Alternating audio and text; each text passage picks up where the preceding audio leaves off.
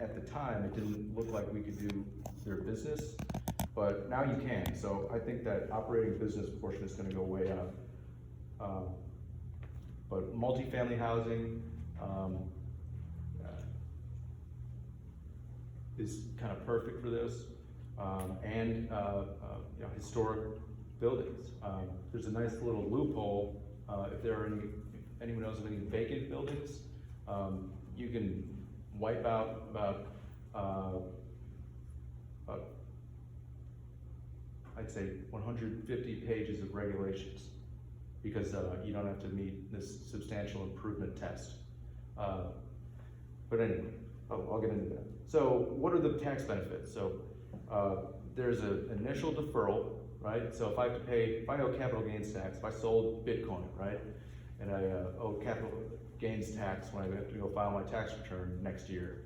If I don't want to pay that tax, I can put it into a zone and defer tax. So I don't have to pay that tax on that sale of Bitcoin next year.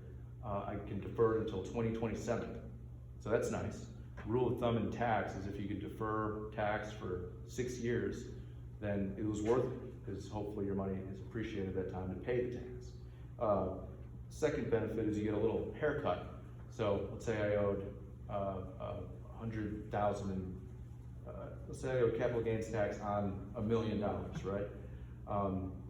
If I keep that money in the fund and in the zone for 5 years, I get a 10% haircut. So I only owe tax on 900,000, right, instead of the $1 million.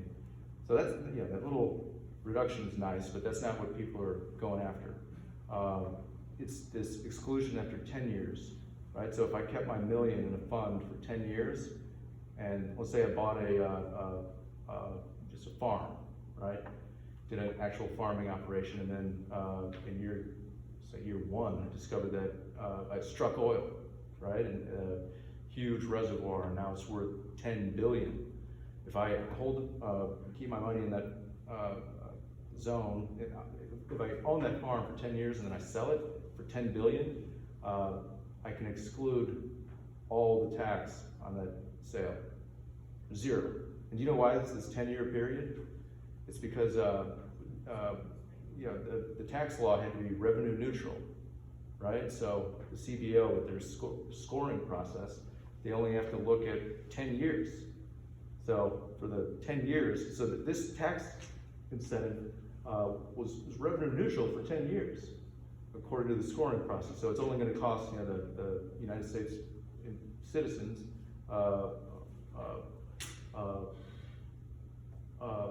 the revenue that they otherwise would have received in tax.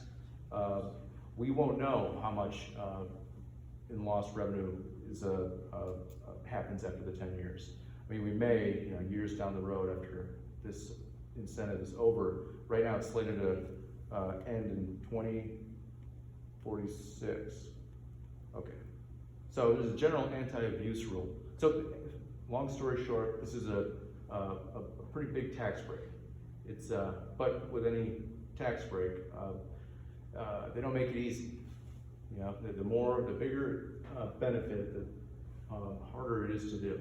But once you kind of get a hang of it, it's really not that hard. I mean, like Jamie was saying, we don't know who is doing what, because if I wanted to start a fund tomorrow, I can. I just go open an LLC, and I can call myself a fund, and I can start buying stuff, and I don't even have to tell the IRS or file any form until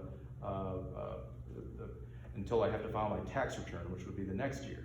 So you file a 2-page self-certification form with the entity's first year, and you're a fund. So here's kind of here's a simple structure of a fund. So there's investor, say Jane Smith generates 1 million in capital gains. You know, she had Bitcoin for 0.00 cents, and now it's $1 million, and she sells. She creates her own fund, an LLC, self-certifies as a fund, and then she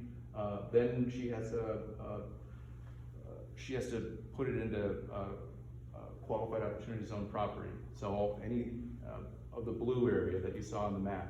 Right over here, Forrest City, she can go buy some land, develop it, buildings, historic structures, and there's a bunch of rules about what types of land, what types of project qualify, kind of like historic tax credits. So if she puts, here's a timeline of how it has to happen. And there are, the timeline's important. This isn't the type of incentive that you can kind of fix on the back end. You really have to get all your ducks lined up in the beginning, which means, you can't just wing it. You have to say, okay, here's what I'm gonna do. I had this gain. Here's a typical call that I get. Someone will call me up, client, like, hey, I just sold my business and got this huge gain event, and I don't want to pay tax. What can I do? So I will tell them, well, you can pay tax this year. It's 20%, may go up later, or you could do this, or you could do opportunity zone planning. What's that? And it's really hard to explain. It's the education has been the toughest part about this. It's easy to wrap your heads around some of the smaller tax breaks, but this one's, you have to really think long term. This is kind of slow money. You have to keep it in, and it has to be a profitable project. So Jane Smith sold Bitcoin day one. She has 180 days to go ahead and put up to that $1 million into a fund, right? And then that fund has 180 days to put that money into qualified opportunity zone property. And that date can be extended up to 34 months. So kind of, you just gotta get it into a, form your LLC, open a bank account, park the money in. And it doesn't need to be the exact money. It's not like a 1031 exchange where there's a qualified intermediary and it's the actual dollars that you sold that need to go into the fund. If Jane Smith got that $1 million from selling Bitcoin and went out and bought $1 million house, and then found out about opportunity zone tax planning, and as her accountant told her, hey, you have to pay tax, she can go ahead and just borrow $1 million and put that in the fund. You just have to have had capital gains. So right there, that cuts off a whole segment of the population that can really participate in this program. But there are a lot of people out there with gains. So Jane holds it in a fund for 5 years. She gets a little 10% haircut on her tax. And then in 2026, she has to recognize the gain. She'll have to actually pay tax, just less that 10%.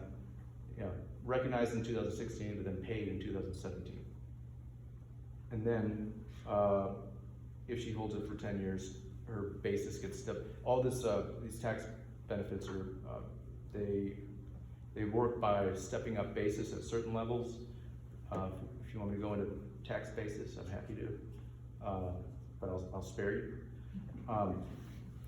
So yeah, if say she bought that farm and the struck oil and it's worth $10 billion, she can sell part of the farm after 10 years.